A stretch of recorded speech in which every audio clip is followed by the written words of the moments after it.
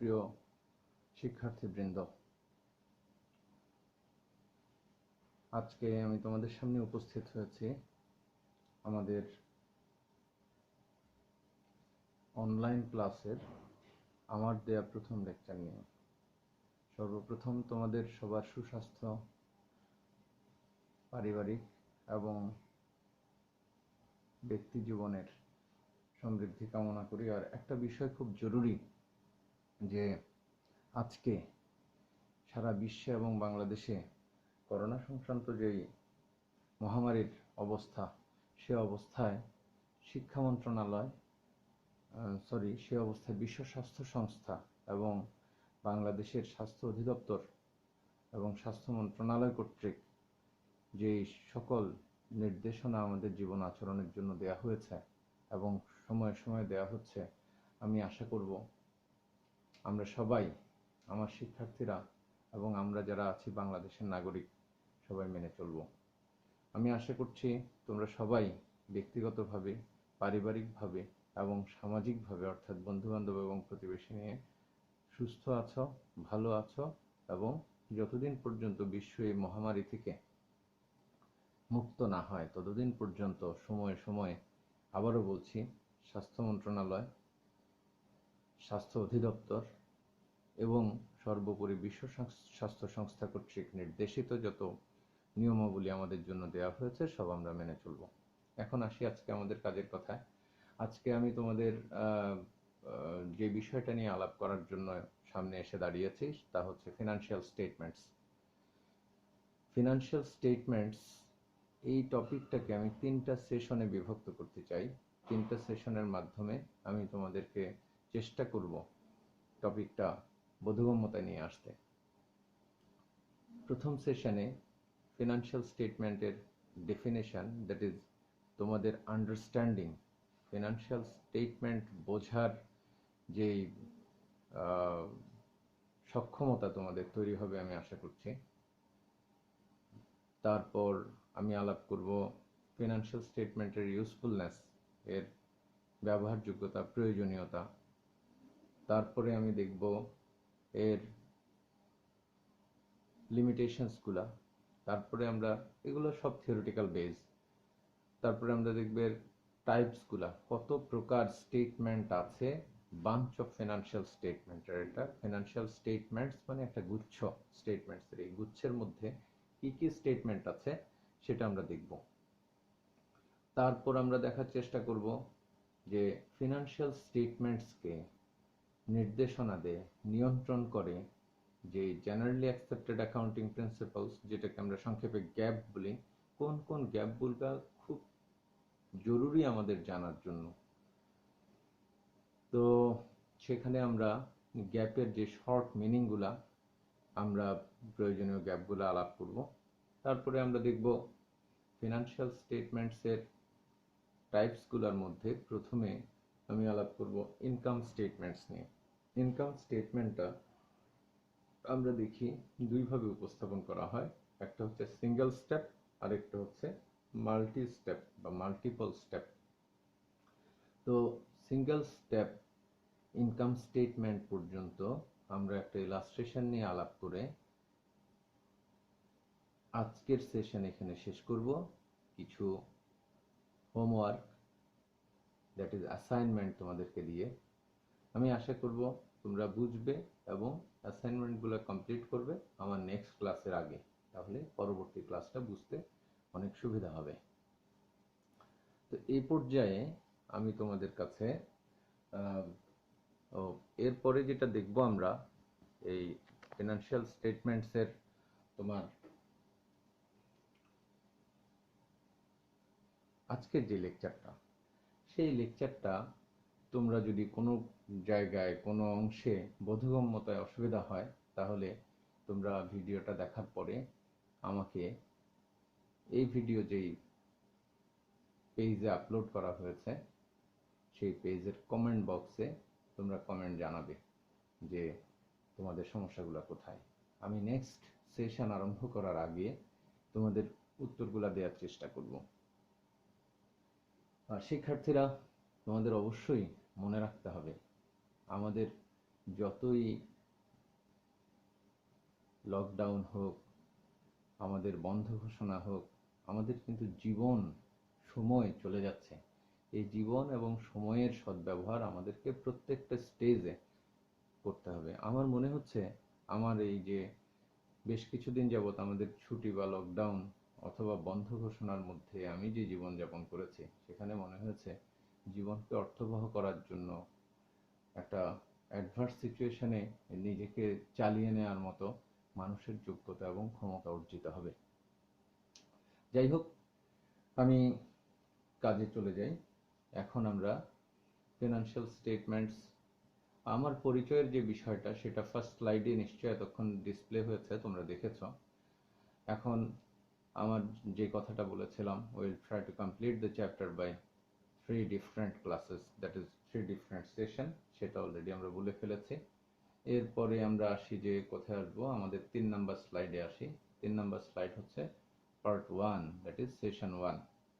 Session 1-এ আমরা যেটা দেখব, সেশন 1-এ এরপরে 4 নাম্বার স্লাইডে গেলে আমরা বিষয়টা বুঝতে পারবো যে সেশন 1-এ আমরা আসলে কি দেখতে চাচ্ছি। প্রথমে আমরা দেখতে চাচ্ছি ডেফিনেশন অফ ফাইন্যান্সিয়াল স্টেটমেন্টস। আমরা এখানে 3টা ডেফিনেশন আলাপ করে নিজেরা একটা কনক্লুশন ড্র করার চেষ্টা করছি। এটা তো একটা লিখিত বিষয়, তোমরা যদি বোধগম্যতায় না আসে তাহলে এই লিখিত বিষয়টা তোমরা খুব বেশি দিন মনে রাখতে পারবে না। সুতরাং আমি এমনভাবে আলাপ করতে চাই এবং তোমরা এমনভাবে শুনো, বোঝার চেষ্টা করো, দরকার হলে বারবার রিউইন্ড করে আমার কথাগুলো শোনো, তাহলে আমার মনে হয় এই ডেফিনেশনটা অথবা মিনিংটা তোমাদের বোধগম্যতায় আসবে। তো ফার্স্ট আমরা উইকিপিডিয়া থেকে একটা ডেফিনেশন নিয়েছি। তারা বলেছে, উইকিপিডিয়া ডেফিনেশনটা আমি প্রথমে দেওয়ার উদ্দেশ্য হচ্ছে মাস পিপল বুঝবে যেটা। আমি এই ডিসিপ্লিনে যাওয়ার আগে সাধারণ মানুষ হিসাবে আমি কতটুকু বুঝবো সেটা আমি দেখতে চেষ্টা করব। Financial statements or financial reports, তাহলে আমরা এখানে জানতে পারলাম ফাইন্যান্সিয়াল স্টেটমেন্টসের আরেকটা সিনোনিম হচ্ছে ফাইন্যান্সিয়াল রিপোর্টস। আর formal records of the financial activities and position of a business, person or other entity। তাহলে আমরা কি বুঝতে পারলাম, এটা একটা ফর্মাল, একেবারে নিয়মতান্ত্রিক, একটা কাঠামোবদ্ধ রেকর্ডিং প্রক্রিয়া। কিসের রেকর্ডিং প্রক্রিয়া? আর্থিক কার্যাবলীর। আচ্ছা, রেকর্ডিং প্রক্রিয়ার পরে আমরা এখানে কি বলতে চাচ্ছি, সেখানে বলছি যে পজিশন, এর মাধ্যমে আমরা পজিশন অফ এ বিজনেস জানবো, অথবা একজন পার্সনের কথা জানবো, অথবা কোনো একটা সত্তার কথা জানবো। সেকেন্ড, আমরা যে বইটা তোমাদের জন্য পাঠ্য করেছি, অর্থাৎ আমরা রেফারেন্স বই হিসেবে দিয়েছি, সেটা হলো principles of accounting. Principles of accounting এর রাইটার বৃন্দের মধ্যে যার নামটা প্রথমে আছে, ডোনাল্ড ই কাইসু, এবং আরো 2 জন সহ। ওনাদের আবার আরেকটু অ্যাডভান্স লেভেলের আরেকটা অ্যাকাউন্টিং বই আছে, সেটা হচ্ছে ইন্টারমিডিয়েট অ্যাকাউন্টিং। ইন্টারমিডিয়েট অ্যাকাউন্টিং এর 10th এডিশনে যে সংজ্ঞাটা দেওয়া হয়েছে সেটা এখানে আমি এনেছি। Financial statements are the principal means through which financial information is communicated to those outside an enterprise. These statements provide the firm's history quantified in money term। খুব সহজে জিনিসটাকে ফুটিয়ে তোলার চেষ্টা করা হয়েছে। এখানে বলা হচ্ছে যে এটা হলো এমন একটা পদ্ধতি, প্রক্রিয়া, এই ফাইন্যান্সিয়াল ইনফরমেশনকে কমিউনিকেটেড করার জন্য, অর্থাৎ এর ব্যবহারকারীদের মধ্যে যোগাযোগ স্থাপন করার জন্য। কি যোগাযোগ স্থাপন করবে? এটা কোয়ান্টিফাইড ইন মানি টার্ম, অর্থাৎ টাকার অঙ্কে পরিমাপযোগ্য ইতিহাস এই স্টেটমেন্টগুলোর মাধ্যমে তার ইউজারদের মধ্যে কমিউনিকেট করার চেষ্টা করা হবে। এরপরে American institute of certified public accountants financial statement সম্পর্কে বলেছে যে the financial statements are integrated information of recorded events। তাহলে রেকর্ডেড ইভেন্টগুলোর কি ইন্টিগ্রেটেড ইনফরমেশন, একেবারে সংবদ্ধ, সবগুলোকে মিলিয়ে অ্যাকাউন্টিং কনভেনশনস, যেগুলোকে অ্যাকাউন্টিং কনভেনশনগুলা, হিসাব বিজ্ঞানের প্রথাগুলো এবং ইন্ডিভিজুয়াল জাজমেন্ট ক্যাপাসিটিকে কমপ্লাই করে। এখন এই তিনটা সংজ্ঞা দেখে আমরা যদি বলি তাহলে বলতে পারি যে financial statements are a mirror that shows a true and fair view. এটা একটা আয়না যেটা শো করে একেবারে true and fair view of the financial performance of the last financial year. আমি এখানে লাস্ট ফিনান্সিয়াল ইয়ার বলছি কারণ সাধারণত এক বছরের জন্য তৈরি করা হয়। আমরা যদি বলি যে last financial period and overall financial position at the end of the financial year, that is end of the financial period. These are prepared by all these those organizations who have financial transactions, whether they are for profit or not profit organization. আমরা সবসময় emphasis দিয়েছি যে আর্থিক ঘটনাবলীর উপস্থাপন report হচ্ছে financial statement. এখন এই আর্থিক ঘটনাবলী বলতেই যে প্রফিট আর্নিং বোঝাবে তা না। It may be profit earning, may be non profit earning. আমরা ডেফিনেশন সম্পর্কে ধারণা অর্জন করলাম। এখন আমরা দেখি আমাদের 5th স্লাইডে কি আছে। যে আমরা এতক্ষণ পর্যন্ত ডেফিনেশন পড়ে আমরা এর কিছু বৈশিষ্ট্য সম্পর্কে জানার চেষ্টা করি। যেমন IFRS, international financial reporting standard. মূলত এই স্ট্যান্ডার্ডগুলা ফাইন্যান্সিয়াল রিপোর্টগুলা, দ্যাট ইজ ফাইন্যান্সিয়াল স্টেটমেন্টগুলা কিভাবে মানুষকে কমিউনিকেট করার জন্য তথ্যবহুল হবে সেই নির্দেশনা দিয়ে থাকে। সেই নির্দেশনা অনুযায়ী IFRS মনে করে যে 4টা ক্যারেক্টারিস্টিক্স ফাইন্যান্সিয়াল স্টেটমেন্টের থাকা উচিত। First, understandability. Second, relevance. Third, reliability. Fourth, comparability. দেখো, আন্ডারস্ট্যান্ডেবিলিটি মানে অবশ্যই এটা বোধগম্য হতে হবে। রেলিভেন্স মানে এটা প্রাসঙ্গিক হতে হবে। আর রিলায়েবিলিটি মানে এটার উপর নির্ভর করা যেতে হবে।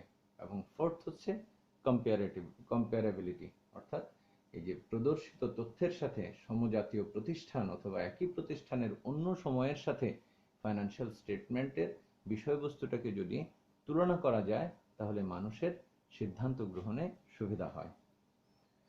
নেক্সট আমরা দেখব, এই অংশগুলো যেহেতু থিওরিটিক্যাল আমি একটু বোঝানোর চেষ্টা করে একটু যেতে চেষ্টা করব, সামনে আরো অনেক ইম্পর্টেন্ট বিষয় আছে।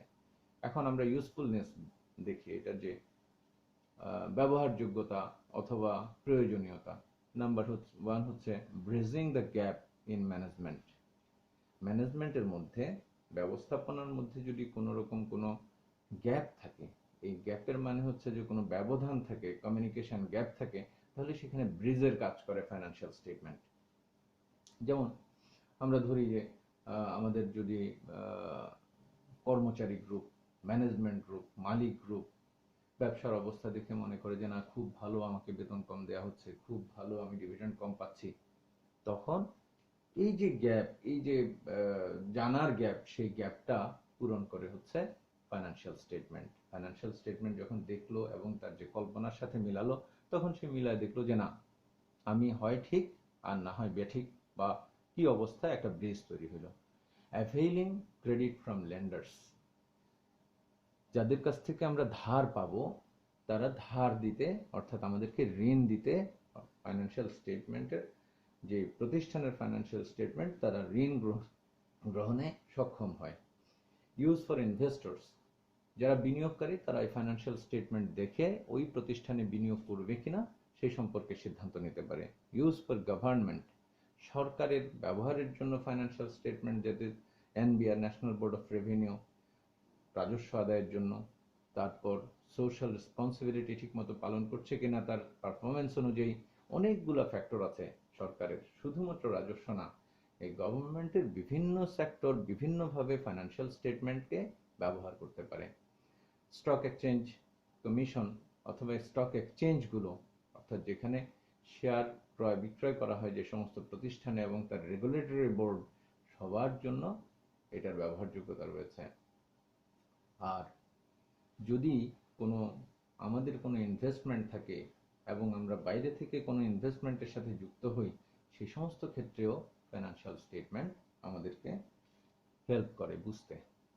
এখন আমরা আসি লিমিটেশনসগুলো হচ্ছে not a reflection of present financial position. যেহেতু আমরা পাস্ট একটা পিরিয়ড অফ টাইমের ইনফরমেশন ফাইন্যান্সিয়াল স্টেটমেন্টে আমরা শো করি, নিশ্চিতভাবে বর্তমানে কি চলছে সেটা জানা যাচ্ছে না।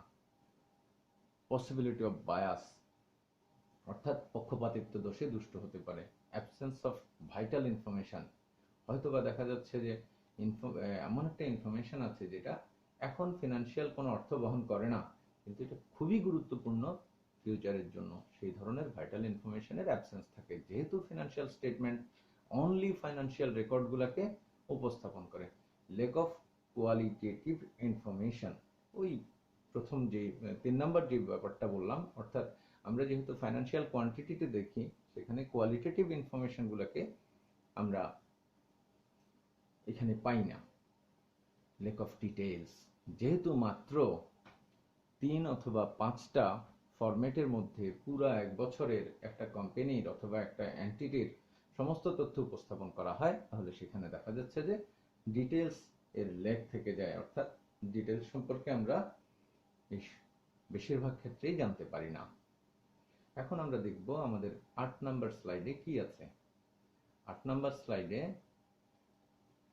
আমরা আস্তে আস্তে আমাদের গোলে ঢুকে যাচ্ছি। ফাইন্যান্সিয়াল স্টেটমেন্টগুলা কয়টা আছে, টাইপসগুলো আমরা দেখব। সাধারণত ব্রডলি আমরা 3টা টাইপ দেখি। ফার্স্ট হচ্ছে ব্যালেন্স শিট। এখানে ব্যালেন্স শিটকে প্রথমে আনা হয়েছে অ্যানুয়াল রিপোর্টগুলো যখন কোম্পানিগুলো উপস্থাপন করে, প্রথমে statement of affairs, that is statement of financial পজিশনটা আগে দেখানো হয় রাদার দেন ইনকাম স্টেটমেন্ট। সেই জন্য যেহেতু থিওরিক্যাল বেসটা পড়াচ্ছি, সেহেতু প্র্যাকটিসটা এখানে নিয়ে আসছি। যদিও আমরা অঙ্ক করার সময় আগে ইনকাম স্টেটমেন্টটাই করব, কারণ ইনকাম স্টেটমেন্টের রেজাল্ট ফাইন্যান্সিয়াল পজিশন অর্থাৎ ব্যালেন্স শিটে প্রদর্শিত হতে হবে। তো ব্যালেন্স শিট আগে বলা হতো, কিন্তু এখন এই জিনিসটাকে আর একটু ব্রডার সেন্সে দেখা হয়। এটার বর্তমান নাম আমরা ব্যবহার করতে চেষ্টা করি বা করি, সেটা হলো the statement of financial position. Second হচ্ছে ইনকাম স্টেটমেন্ট। ইনকাম স্টেটমেন্টেরও বর্তমান নাম হচ্ছে statement of comprehensive income. Third হচ্ছে ক্যাশ ফ্লো স্টেটমেন্ট। যদিও এই 3টাই আমরা বলছি যে টাইপস অফ ফিনান্সিয়াল স্টেটমেন্ট, কিন্তু আরো 2টো টাইপ অবশ্যই একেবারে অবিচ্ছেদ্য হিসেবে অ্যানুয়াল রিপোর্টগুলোকে প্রদর্শিত হয়। সেটা হচ্ছে the statement of owners or stock holders equity আগে বলা হতো, আর statement of changes in equity, অর্থাৎ যদি আমরা দেখি একজন উদ্যোক্তা এক্স পরিমাণ টাকা নিয়ে সে ব্যবসাটা শুরু করেছে, at the end of the financial period, that is it may be 1 year, 1 month, 6 months, whatever it is, তখন দেখা যাচ্ছে যে তার ইকুইটিটা, সে যে এক্স টাকা নিয়ে ব্যবসা আরম্ভ করেছে, সেই এক্স টাকা থেকে কিছু মাইনাস হলো না কিছু প্লাস হলো, তার ইকুইটির পজিশনটা আমরা এর মাধ্যমে জানতে পারি। এরপরে আমরা অল্প আগে লিমিটেশনসে দেখেছিলাম যে ডিটেলসে একটু প্রবলেম আছে, আমরা ডিটেলস পাই না। সেই ডিটেলস কিছুটা হলেও লিমিটেশনটাকে ওভারকাম করার জন্য ডিসক্লোজারগুলা, প্রকাশগুলা, অর্থাৎ কিছু ডিটেলস নোট আকারে দেওয়ার চেষ্টা করা হয় এক্ষেত্রে। তো শিক্ষার্থীরা, এখন আমরা দেখি আমাদের 9 নাম্বার স্লাইডে কি আছে। এই জিনিসটা তোমাদের কাছে অনেক ক্ষেত্রে বোরিং মনে হয়, কিন্তু তোমরা যেহেতু বিবিএ মেজর ইন অ্যাকাউন্টিং, সেহেতু আমি এই বিষয়টা যতই তোমাদের কাছে বোরিং মনে হোক, আমি এখানে ইন্টেনশনালি এনেছি, ইচ্ছাকৃতভাবে এনেছি, যে কনসেপচুয়াল ফ্রেমওয়ার্কে যদি তোমাদের বোরিং মনে হয়, তারপরও এই ভিডিওটার মাধ্যমে যদি তোমরা এই 6টা বা 7টা গ্যাপ সম্পর্কে একটু ধারণা পেতে পারো, তাহলে তোমাদের ফিউচারের জন্য ভালো হবে। আমি টপিকটার হেডিং দিয়েছি এভাবে, basic concepts relating to preparation of financial statements. তো কনসেপ্টসগুলো দ্যাট ইজ আমি বোঝানোর চেষ্টা করেছি। গ্যাপ, প্রথম গোয়িং কনসার্ন অ্যাজাম্পশন, অর্থাৎ চলমান ব্যবসা সত্তানীতি। এটার শর্ট মিনিংটা কি? The going concern is the assumption that the business will operate for a foreseeable future অর্থাৎ ভবিষ্যতে অনির্দিষ্ট কালের জন্য ব্যবসা প্রতিষ্ঠান চলতে থাকবে। This is important when calculating the values of assets, determination of depreciation and amortization. তাহলে আমাদের ফিনান্সিয়াল স্টেটমেন্ট তৈরি করার সময় ব্যালেন্স শিটের অ্যাসেট আমাদেরকে ডিটারমিন করতে হয়, আবার অ্যাসেটের কতটুকু আমরা ইউজ করে ফেলেছি, দ্যাট ইজ অ্যালোকেশন করে ফেলেছি কারেন্ট ইয়ারের ইনকামের বিপরীতে, সেই জন্য আমরা তাকে ডেপ্রিসিয়েশন এক্সপেন্স অথবা অ্যামর্টাইজেশন এক্সপেন্স হিসেবে শো করতে হয়। এই জেনারেলি অ্যাকসেপ্টেড প্রিন্সিপাল আর আওতাধীন অ্যাজাম্পশনটার কারণে। এরপরে আমরা দেখতে পাই মনিটারি ইউনিট অ্যাজাম্পশন। আমরা সবসময় ফিনান্সিয়াল স্টেটমেন্টের যখন সংজ্ঞা পড়েছি তখনই বলেছি যে ফিনান্সিয়াল ইভেন্টের আমরা কি করব, স্টেটমেন্ট তৈরি করব। তাহলে অবশ্যই ফিনান্সিয়াল ইভেন্টগুলোকে যে কোনো একটা টাকার সিম্বলে অঙ্কে প্রকাশ করতে হবে। এটা শর্ট মিনিংটা হচ্ছে the monetary unit assumption is that all the amounts listed use one stable currency. অর্থাৎ বাংলাদেশে আমরা আমাদের কোম্পানির হিসাবগুলা স্টেটমেন্টগুলা শো করব টাকায়, আমেরিকানরা করবে ইউএস ডলারে, ইউরোপীয় ইউনিয়নভুক্ত দেশগুলো হয় তাদের নিজস্ব কারেন্সি আর না হয় ইউরোতে করবে। এরপরের অ্যাজাম্পশন গ্যাপ হচ্ছে টাইম পিরিয়ড অ্যাজাম্পশনস। ব্যবসা তো গোয়িং কনসার্ন অ্যাজাম্পশন অনুযায়ী অনির্দিষ্টকাল চলতে থাকবে, তাহলে আমরা ফলাফল নির্ণয়ের জন্য নিশ্চয়ই অনির্দিষ্ট কালটাকে নির্দিষ্ট সময়ে ভাগ করব, এটার নাম হচ্ছে time period assumptions. Time period assumes that all the transactions reported did in fact occur within the time period as listed.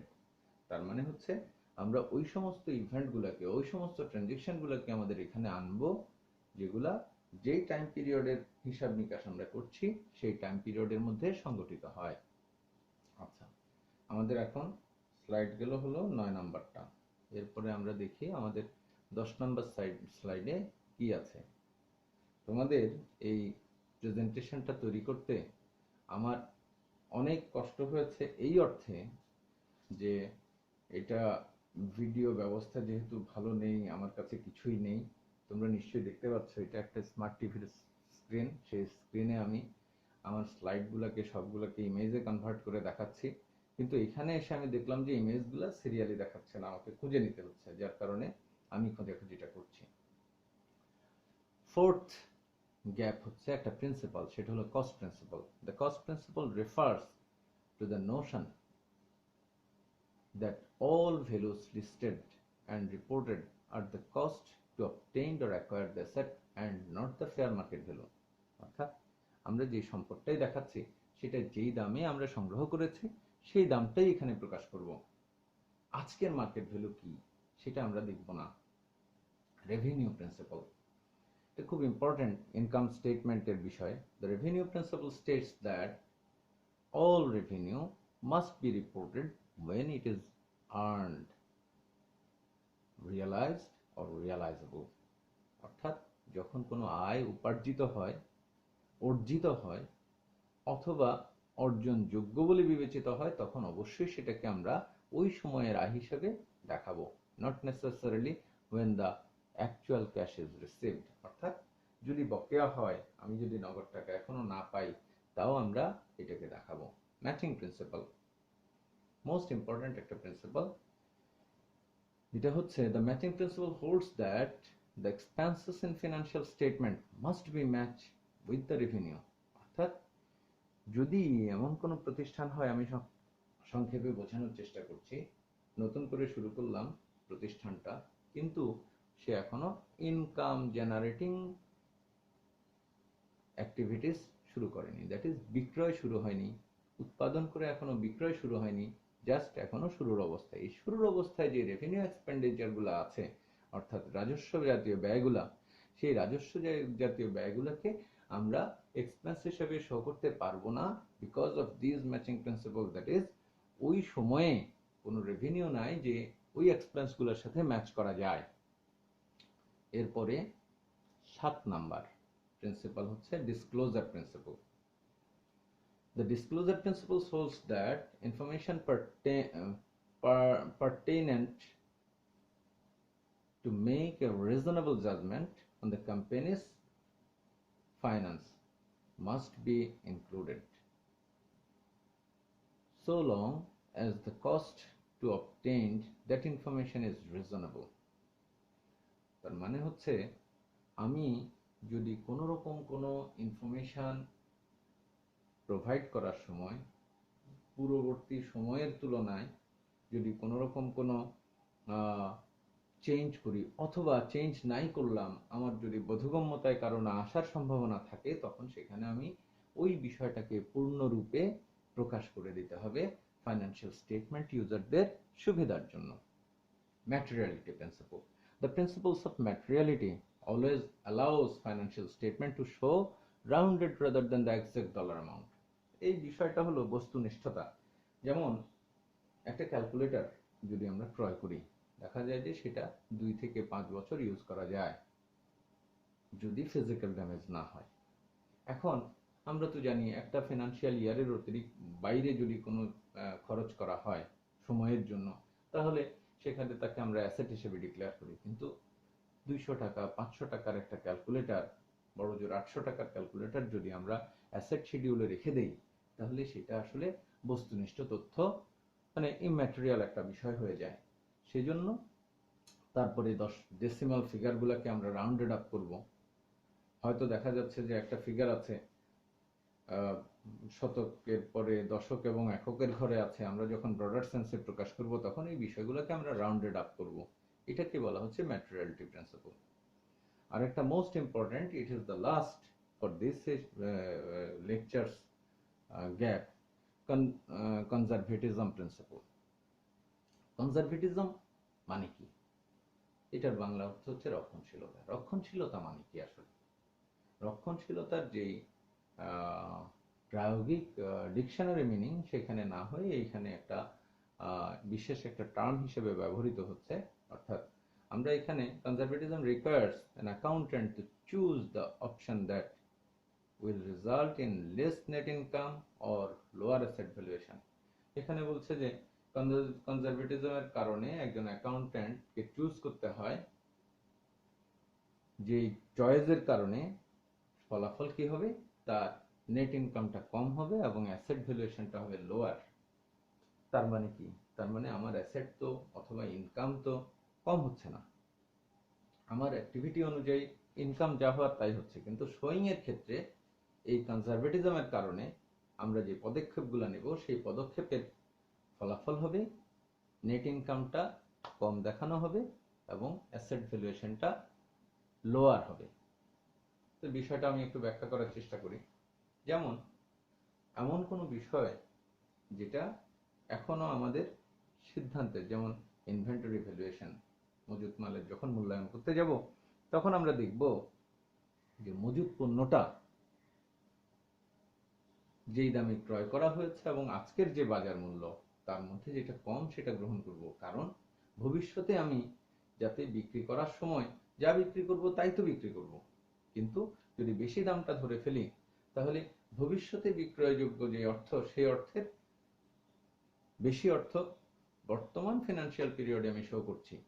এটা সাধারণত নেট ইনকামকে অপ্রয়োজনীয়ভাবে বেশি প্রকাশ করতে পারে। এছাড়াও কোনো অমীমাংসিত বিষয় যেটা ভবিষ্যতে অনেক লাভও হতে পারে, সেখানে অতিরিক্ত লাভের অংশটুকুকে আমরা বিবেচনায় না এনে একটু কনজারভেটিভ থাকা, এটা নাম হচ্ছে কনজারভেটিজম প্রিন্সিপাল। শিক্ষার্থীরা, আমি আশা করব তোমরা এই যে 3, 2, 6, 7, 8, 9টা জেনারেলি অ্যাকসেপ্টেড অ্যাকাউন্টিং প্রিন্সিপালস গুলা, কিছু অ্যাজাম্পশন আছে, কিছু প্রিন্সিপাল আছে। এই অ্যাজাম্পশন এবং প্রিন্সিপাল গুলাকে তোমরা আরেকটু সোর্সে গিয়ে, তোমাদের পাঠ্য বইতে গিয়ে অথবা ইন্টারনেটে গিয়ে আরেকটু দেখে নিজেদের বোধগম্যতায় নিয়ে আসার চেষ্টা করবা। তোমাদের ভবিষ্যতের জন্য as a BBA student major in accounting খুব জরুরি জিনিস। আমরা এখন 11 নম্বর স্লাইডটা, আসলে এখানে দেখার কিছু নাই, আমরা এই থিওরিটিক্যাল বেজের পরে ফিনান্সিয়াল স্টেটমেন্ট প্রিপারেশনে চলে যাচ্ছি। প্রিপারেশনের মধ্যে আমরা নিশ্চয়ই টাইপস অফ ফিনান্সিয়াল স্টেটমেন্টে প্রথমটা দেখেছি ব্যালেন্স শিট, কিন্তু তখনই আমি বলেছিলাম যে আমরা অঙ্ক করার সময় বা প্র্যাকটিক্যালি আমাদের যখন স্টুডেন্ট লাইফে করব তখন আমরা ইনকাম স্টেটমেন্টটা আগে করব। তাহলে এখন হচ্ছে preparation of A statement of comprehensive income or income statement. এখন আমরা দেখি যে এটা কত নাম্বার, 13 নাম্বার স্লাইড। 13 নাম্বার স্লাইডে আমরা দেখার চেষ্টা করি এলিমেন্টস অফ ইনকাম স্টেটমেন্ট। আসলে ইনকাম স্টেটমেন্ট অথবা ব্যালেন্স শিট অথবা ফাইন্যান্সিয়াল স্টেটমেন্ট তৈরি করার জন্য আমাদেরকে যেটা করতে হয় সেটা হচ্ছে যে তথ্য, যে ডাটা আমাদেরকে প্রোভাইড করা হয় সেটা হচ্ছে ট্রায়াল ব্যালেন্স অ্যান্ড আদার কি বলবো, trial balance and other data. What is trial balance? Trial balance হচ্ছে রেকর্ডেড ট্রানজেকশনগুলোর ফলাফলের একটা তালিকা, দ্যাট ইজ কিছু হেড অফ অ্যাকাউন্টস, যে অ্যাকাউন্টসগুলোর বিপরীতে আর্থিক তথ্য থাকে, যে কত টাকা ব্যয় হয়েছে, কত টাকা আয় হয়েছে, কত টাকা ক্ষতি হয়েছে, কত টাকা লাভ হয়েছে, এবং কত টাকার সম্পদ আছে, কত টাকার দায় আছে, কত টাকার মালিকানা আছে। এই নামগুলোর বিপরীতে যে টাকাগুলা ব্যালেন্স সারা বছরের ট্রানজেকশন থেকে করা হয় সেই ব্যালেন্সের তালিকা হচ্ছে ট্রায়াল ব্যালেন্স। এটা আমার এখানে নাই, তারপরে আমি বলছি। আর অ্যাডজাস্টমেন্টটা কি? অ্যাডজাস্টমেন্ট হচ্ছে non recorded transaction, this transaction which not yet recorded. যাই হোক, সেখান থেকে আমরা ইনকাম স্টেটমেন্টে কোন বিষয়গুলো আনবো, একটা বৃহত্তর পার্সপেক্টিভে যদি আমরা বলতে চাই সেটা হচ্ছে রেভিনিউগুলো আসবে সব, এক্সপেন্সগুলো আসবে সব, গেইনগুলো আসবে, এবং লস যদি থাকে সেগুলো আসবে। তাহলে ইনকাম কাকে বলে? খুব সুন্দর, তোমরা সবার বোধগম্যতায় ইনকাম ধারণা আছে, কিন্তু কিছু সুন্দর সুন্দর কথা যদি জানা যায় তাহলে এই ধারণাটা আর একটু ফার্ম হয়। যেমন ইনকাম বলা হচ্ছে ইনক্রিসেস in economic benefits during the accounting period in the form of inflows or enhancement of assets or decreases of liability that result in increases in equity other than those relating to the contributions from shareholders. তাহলে বিষয়টাকে যদি আমরা বাংলা আমাদের মাতৃভাষায় একটু ব্যাখ্যা করতে চাই, সেটা কি দাঁড়ায়? দাঁড়ায় হলো একটা অর্থনৈতিক বেনিফিট একটা অ্যাকাউন্টিং পিরিয়ডের মধ্যে, সেটা কোন ফর্মে আসবে? ইনফ্লোস ফর্মে আসবে, অথবা কোনো অ্যাসেটের ভ্যালু বৃদ্ধি করবে, অথবা কোনো লায়াবিলিটির ভ্যালুকে হ্রাস করবে, যার কারণে ওনার্স ইকুইটির পরিবর্তন ঘটবে, দ্যাট ইজ পজিটিভ পরিবর্তন ঘটবে, দ্যাট ইজ ইনক্রিজ করবে, other than those relating to the contribution from share holders, অথবা শেয়ার হোল্ডারদের নিকট থেকে কন্ট্রিবিউশনের সাথে জড়িত থাকবে। What is expenses?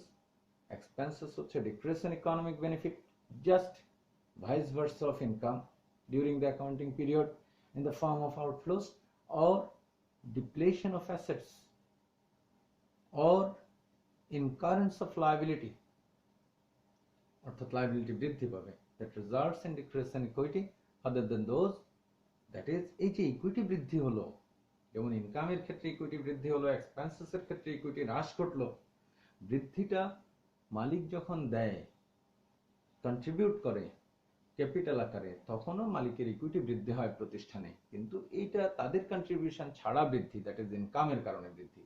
আর ঠিক বিপরীতভাবে তাদের উত্তোলন ছাড়া, ড্রয়িং ছাড়া বৃদ্ধি, অর্থাৎ অপারেটিং অ্যাক্টিভিটিসের কারণে বৃদ্ধি।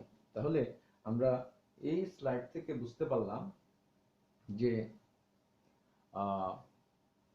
ইনকাম স্টেটমেন্টের এলিমেন্টগুলো হচ্ছে broader sense all revenues, all expenses, all gains, that is not capital gain, all losses of transactions. এবার আমি নেক্সট স্লাইডে চলে যাই। আমরা কত 13তে ছিলাম, এখন 14 নাম্বার। ইনকাম স্টেটমেন্টের বিষয়গুলোকে আমি আরেকটু পিন পয়েন্টে দেখতে চাই। এগুলোকে আমি নাম দিয়েছি হলো intermediate components of the income statement, অর্থাৎ মধ্যবর্তী কম্পোনেন্টস। আমি তো বৃহত্তর আকার বলছি। এখন রেভিনিউ হচ্ছে সেলস অর রেভিনিউ সেকশন, সেখানে কি কি আছে?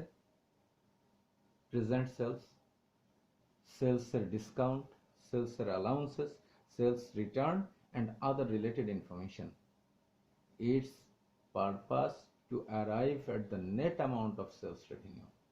তাহলে নেট সেলসকে রূপান্তর করার জন্য আমাদের কি কি দরকার?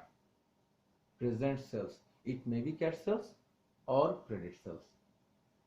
এখন এটাকে ডিক্রিজ করবে discount, allowances, return, and any other information that reduce the sales revenue or increases the sales revenue. This addition and deduction, by this addition and deduction, we reach the net sales. Second component হচ্ছে cost of goods sold section, shows the cost of goods sold to produce this sales. How to determine cost of goods sold? It may be perpetual inventory system or may be periodic inventory system. এই বিষয়টা আমি এখানে বলতে চাচ্ছি না, যেহেতু তোমাদের ফুল একটা চ্যাপ্টার আছে। এই সেলস এবং কস্ট অফ গুডস সোল্ড এর মধ্যে যে পারস্পরিক মিথস্ক্রিয়ায় যে রেজাল্টটা তৈরি হয় সেটা হচ্ছে gross profit. Revenue less cost of goods sold, এইভাবে আসে। 3 নম্বর হচ্ছে selling expenses, reports expenses resulting from the company's effort to make sales. অর্থাৎ বিক্রয় করার জন্য কোম্পানির যে প্রচেষ্টা, সেই প্রচেষ্টার কারণে যে এক্সপেন্স তৈরি হয় সেটা হচ্ছে selling expense. Administrative or general expenses reports expenses for general administration, সাধারণ প্রশাসন চালানোর জন্য যে খরচগুলা। এখানে তোমাদের একটা বিষয় লাগে যে কোন কোন নামগুলা সেলিং এক্সপেন্স এবং কোন কোন নামগুলা অ্যাডমিনিস্ট্রেটিভ এক্সপেন্স। আসলে যেমন ধরি আমি যদি বলি যে অফিস ভাড়া বা জায়গার ভাড়া, সেই জায়গা যদি অ্যাডমিনিস্ট্রেটিভ অফিসের জন্য হয় তাহলে অ্যাডমিনিস্ট্রেটিভ এক্সপেন্স, রেন্ট এক্সপেন্সটা অ্যাডমিনিস্ট্রেটিভ এক্সপেন্স। আবার এটা যদি শোরুমের জন্য হয় অথবা বিক্রয় কর্মীদের বসার জায়গায়, সেলস পার্সোনালদের বসার জায়গা, অফিসের জায়গা হয়, তাহলে সেটা সেলিং এক্সপেন্স। অর্থাৎ আমি বুঝাতে চাচ্ছি যে সব এক্সপেন্সেসই সেলিংও হতে পারে, অ্যাডমিনিস্ট্রেটিভও হতে পারে। আমরা আসলে তার কোন জায়গার জন্য, কোন বিষয়ের জন্য রিপোর্ট করা হচ্ছে এক্সপেন্সটা, সেটা দেখার বিষয়। Other income and expenses includes most other transactions that do not fit into the revenues and expenses categories provided above. Items such as gains and losses on sale of long-lived asset, impairments of asset, impairment মানে স্থায়ীভাবে মূল্য হ্রাস ঘটা, and restructuring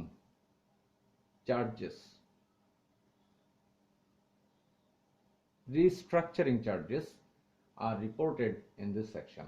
অর্থাৎ পুনঃসংস্থাপনের জন্য, restructure করতে আগের স্ট্রাকচারের যে লস হচ্ছে সেই ধরনের বিষয়গুলো। In addition, revenues such as rent revenue, dividend revenue and interest revenue are often reported. তার মানে আদার ইনকাম এন্ড এক্সপেন্সেস মানে হচ্ছে অপারেটিং এক্সপেন্স এবং অপারেটিং ইনকাম ছাড়া, অর্থাৎ রেগুলার ইনকাম এবং রেগুলার এক্সপেন্স ছাড়া কিছু ইররেগুলার ইভেন্ট ঘটে যেটা ব্যবসার কার্যক্রমের মধ্যে পড়ে কিন্তু রেগুলার অপারেটিং কার্যক্রমের মধ্যে পড়ে না, সেগুলোকে আমরা বলি আদার ইনকাম এন্ড এক্সপেন্সেস। তারপরে আমরা এই সমস্ত কিছু রেজাল্ট হচ্ছে ইনকাম ফ্রম অপারেশনস, কোম্পানির রেজাল্টস ফ্রম নর্মাল অপারেশন। 6 নম্বরে আমরা দেখি financing cost, a separate item that identifies the financing cost of the company, hereafter referred to as interest expense. অর্থাৎ কোম্পানি যখন দীর্ঘমেয়াদী তহবিল সংগ্রহ করে সেই তহবিলের ব্যয় হচ্ছে ইন্টারেস্ট এক্সপেন্স। এখন অপারেটিং ইনকাম থেকে এই ফিনান্সিং কস্টগুলো বাদ দিলে আমরা total income before income tax পেয়ে যাই। তারপরে ইনকাম ট্যাক্স বাদ দিই, তারপরে ইনকাম ফ্রম কন্টিনিউইং অপারেশন হয়। আরেকটা জিনিস আছে, এটা অনেক আপার লেভেলের বিষয়, যেটা হলো ডিসকন্টিনিউড অপারেশন। অর্থাৎ কোনো ব্যবসায়িক কার্যক্রম যদি বন্ধ হয়ে যায়, সেখান থেকে যদি কোনো গেইন বা লস হয়, সেই গেইন বা লস এখানে অ্যাড অথবা ডিডাকশন করা হয়। এই অ্যাড বা ডিডাকশনের পরে হয় কি হয়, নেট ইনকাম। এখন আসো নন কন্ট্রোলিং ইন্টারেস্ট কি, এগুলো হায়ার লেভেলের। আমি আসলে লেকচারটা যেহেতু অনলাইনে আপলোড হবে, আমি এই কিছু কিছু বিষয় তোমাদেরকে বলে দিচ্ছি। যেমন 8 এবং 9 এই দুইটা জিনিস একটু হায়ার লেভেলের, অর্থাৎ তোমরা সেকেন্ড ইয়ার এবং থার্ড ইয়ারে গিয়ে যদি ইন ডেপথ পড়তে যাও তাহলে এটা তোমাদের দরকার হবে। Non controlling interest presents an allocation of net income to the primary share holders. কি presents an allocation of net income to the primary shareholders and to the non-controlling interest, also referred as minority interest. তাহলে নন controlling interest কি বোঝায়? Minority interest বোঝায়। অর্থাৎ primary shareholder মানে উদ্যোক্তা shareholder, যারা সংখ্যায় কম থাকে, তাদেরকে নেট ইনকামের যে পোর্শনটুকু অ্যালোকেট করা হয় তাকে বলা হয় নন কন্ট্রোলিং ইন্টারেস্ট। এরপরে আর্নিং পার শেয়ার, তোমরা তো জানো, earning available for equity share holder divided by number of equity share, that is earning per share. আমার ক্লাসটা আজকে একটু বড় হয়ে যাচ্ছে, তোমরা ধৈর্য ধরে শুনবা। আমার আর খুব বেশি বিষয় নাই, আমরা তাড়াতাড়ি অঙ্কে চলে যাব, তখন আমরা বুঝবো বিষয়টা। এরপরে স্লাইডে আমরা এই ইনকাম স্টেটমেন্টকে দুই ভাগে ভাগ করেছি। নেক্সট ক্লাসে আমরা মাল্টি স্টেপ ইনকাম স্টেটমেন্ট দেখব, এখন আমরা সিঙ্গেল স্টেপ ইনকাম স্টেটমেন্ট দেখব। এখানে একটা ডেফিনেশন দেওয়া আছে, a single step income statement is a financial statement format, financial স্টেটমেন্টের একটা format that lists all expenses including cost of goods sold in one column. That is, আমরা যেই অল্প আগে ইন্টারমিডিয়েট কম্পোনেন্ট গুলো দেখেছি সেখানে অনেক ইলাবোরেট দেখেছি, কিন্তু সিঙ্গেল স্টেপের কথা হচ্ছে all revenues, it may be sales revenue অর্থাৎ major revenue or irregular revenue, all revenue are accumulated under revenues। এই যে পাশে আমি একটা ছক দিয়েছি, দেখো দেখা যাচ্ছে net sales, interest revenue, gain on disposal of plant asset, সবগুলো একসাথে যোগ করে আমরা বলবো টোটাল রেভিনিউ, আর সবগুলো এক্সপেন্স বাদ দিয়ে বলবো আমরা টোটাল, যোগ করে বলবো টোটাল এক্সপেন্স, আর টোটাল রেভিনিউ থেকে টোটাল এক্সপেন্স বাদ দিলে আমরা বলবো নেট ইনকাম। এটা হচ্ছে সিঙ্গেল স্টেপ ইনকাম স্টেটমেন্ট। আমরা এখন সিঙ্গেল স্টেপ ইনকাম স্টেটমেন্টের একটা কি দেখতে চেষ্টা করব, একটা ইলাস্ট্রেশন দেখতে চেষ্টা করব। আমি তোমাদেরকে আগেই বলে রাখি, এই ট্রায়াল ব্যালেন্স এবং এই অ্যাডজাস্টমেন্ট গুলো থেকে আমরা multi step income statement next ক্লাসে করব, যাতে করে সিঙ্গেল স্টেপ এবং মাল্টি স্টেপ আমরা খুব সহজে বুঝতে পারি। এখন দেখো ইলাস্ট্রেশনটাতে একটা ট্রায়াল ব্যালেন্স দেওয়া আছে। ট্রায়াল ব্যালেন্সের ডেবিট দিকে কি কি থাকে তোমরা নিশ্চয়ই, যেহেতু এই ক্লাসের জন্য উপযুক্ত সেহেতু তোমরা জানো, তারপর আমি বলে দিচ্ছি। এখানে অ্যাসেটস অ্যান্ড এক্সপেন্সেস গুলো থাকে, আর ওই দিকে থাকে অর্থাৎ ক্রেডিট দিকে থাকে লায়াবিলিটিস, ওনার্স ইকুইটি এবং কন্ট্রা অ্যাসেট, এগুলো থাকে। যেমন cash, accounts receivable, inventory, prepaid insurance, এগুলো সব current asset. Equipment asset, accumulated depreciation হচ্ছে তোমার একটা contra asset. Accounts payable, liabilities, owners equity, owners drawing যদি অ্যাসেট সাইডে আছে, আসলে এটা কন্ট্রা ক্যাপিটাল। সেলস রেভিনিউ, এটা রেভিনিউ। সেলস রিটার্ন অ্যালাউন্সেস হলো কন্ট্রা রেভিনিউ। তারপর ইন্টারেস্ট রেভিনিউ আছে, সেলস ডিসকাউন্ট আছে যেটা সেলসকে ডিক্রিজ করে, কস্ট অফ গুডস সোল্ড আছে, freight out, advertisement expenses, salaries and wages expenses, interest expenses, utilities expenses। আমাদেরকে আমি অল্প আগে তোমাদেরকে বলেছি what is the meaning of trial balance। trial balance আমি একেবারে ফর্মাল একটা সংজ্ঞায় যাই, না গিয়ে আমার মতো সংজ্ঞায় না গিয়ে আমার মতো করে বলি। trial balance is the list of balances or result of recording transactions and adjustments at the non-recording transactions which will be recorded। যেমন এখানে কস্ট অফ গুডস সোল্ড আমাদের ট্রায়াল ব্যালেন্সে দেয়া আছে হচ্ছে কস্ট অফ গুডস সোল্ড দেয়া আছে হচ্ছে কত জানো, হ্যাঁ 3,15,500। আবার ইনভেন্টরি দেয়া আছে 40,500। এখন আমাকে বলছে যে physical count shows actual inventory ভ্যালুটাকে 40,000। যদিও আমাদের হিসাবের খাতায় লেখা আছে 40,500, কিন্তু আমরা আসলে ফিজিক্যালি একেবারে সরেজমিনে গিয়ে দেখলাম যে ইনভেন্টরি আছে 40,000। তাহলে 500 টাকা কোথায় গেছে? তো 500 টাকা অবশ্যই কস্টে অন্তর্ভুক্ত হয়ে গেছে। সেই জন্য এই অ্যাডজাস্টমেন্টের এফেক্টটা কি হবে? অ্যাডজাস্টমেন্টের এফেক্ট হবে ইনভেন্টরি ডিক্রিজ করবে, cost of goods sold increase করবে। সেকেন্ড হচ্ছে ইন্স্যুরেন্স এক্সপায়ার্ড ফর টাকা 2000। ওই যে আমরা এখানে 4 নাম্বার আইটেমটা ট্রায়াল ব্যালেন্সে প্রিপেড ইন্স্যুরেন্স লেখা আছে 3,800। প্রিপেড ইন্স্যুরেন্স মানে revenue expenditure incurred not for this current year but for next financial year or financial period. তো ফিনান্সিয়াল নেক্সট ফিনান্সিয়াল পিরিয়ডের জন্য যে কিছু দেয়া হয়েছে তার মধ্যে যেটুকু এই ফিনান্সিয়াল পিরিয়ডে ইনকার্ড হয়ে গেছে, এক্সপায়ার্ড হয়ে গেছে, সেটাকে আমরা এক্সপেন্স ধরবো। তাহলে এটার ইফেক্টটা কি হবে? প্রিপেড ইন্স্যুরেন্স নামক অ্যাসেটটা ডিক্রিজ করবে এবং ইন্স্যুরেন্স এক্সপেন্স নামে একটা এক্সপেন্স অ্যারাইজ করবে। ডেপ্রিসিয়েশন অন ইকুইপমেন্ট আমরা দেখেছি, এটার মানে হচ্ছে allocation of assets value over this financial year. এই 8,000 টাকা হলো অ্যাসেটের ভ্যালুর যেটুকু এই ফিনান্সিয়াল ইয়ারের খরচ বলে আমরা ধরেছি, ব্যয় বলে ধরেছি সেটুকু। তাহলে আমরা এটাকে এক্সপেন্স বলবো depreciation expense debit, accumulated depreciation expense, accumulated depreciation credit. Salary accrued for টাকা 5,000।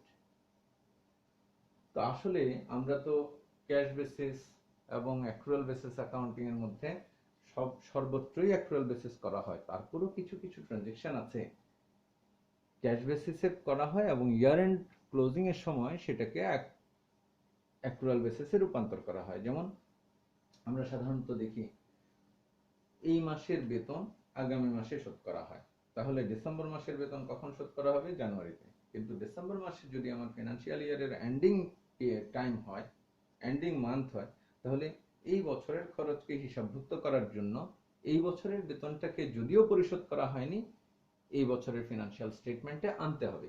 যার কারণে আমরা বলছি অ্যাক্রুড স্যালারি নন রেকর্ডেড, এখন জাস্ট আমরা রেকর্ড করব। দ্যাট ইজ স্যালারি ইনক্রিজ করবে, salaries and wages expense increase করবে, আর liability for salary, that is salaries payable নামক একটা লায়াবিলিটি ইনক্রিজ করবে।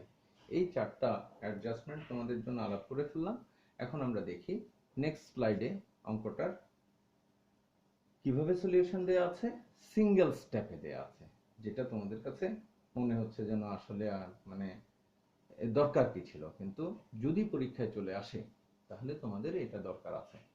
যেমন আমরা এখানে sales minus sales discount minus sales return, যেমন এখানে ওয়ার্কিং করেছি আমরা, এই ওয়ার্কিংটার মধ্যে আছে দেখো, সেখান থেকে আমরা দিয়ে পেয়েছি কত, ওয়ার্কিং 1-এ আমরা পেয়েছি হলো 4,60,000 টাকা।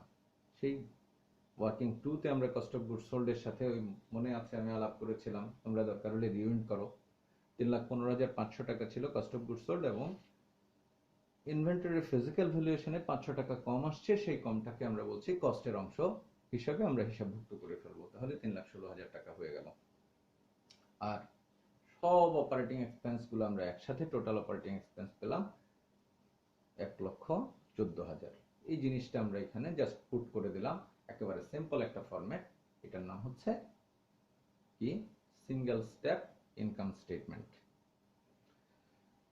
তো সুপ্রিয় শিক্ষার্থীরা, আমরা এখন দেখি এই যেটুকু আমরা পড়লাম সেটুকু থেকে তোমাদেরকে কিছু অ্যাসাইনমেন্ট দিই। দেখো, এটা একটা অপরচুনিটি।